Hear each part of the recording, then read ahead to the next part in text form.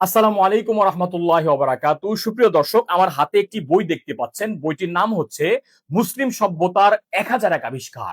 আমি মনে করি সারা পৃথিবীতে যত মুসলমান আছে, বাংলাদেশে যত মুসলিম আছে, প্রত্যেকজন মুসলমানের এই বইটি পড়া উচিত এবং এই বইটির মধ্যে যা আছে তা নিজে জানা উচিত এবং ভবিষ্যৎ প্রজন্মকে জানানো উচিত। কি আছে এই বইটির মধ্যে? আমি বলতে চাই, কি আছে এই প্রশ্ন না করে প্রশ্ন করা উচিত কি নেই এই বইটির মাঝে। এই বইটি পড়লে আমাদের চোখ খুলে যাবে। এই বইটি পড়লে আমাদের বন্ধ জ্ঞানের দরজা খুলে যাবে।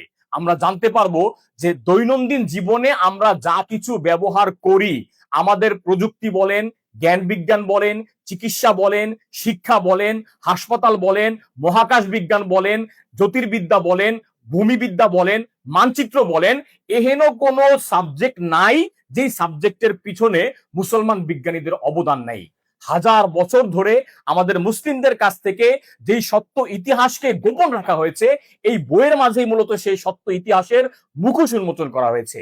আমি বলতে চাই, আমাদের প্রত্যেক মুসলমানের এই বইটি পড়া উচিত এবং আমাদের প্রত্যেক মুসলমানের ভবিষ্যৎ প্রজন্মের হাতে এই সত্য ইতিহাসের কারখানা মুসলিম সভ্যতার 1001 আবিষ্কার নামের এই বইটি তুলে দেওয়া উচিত।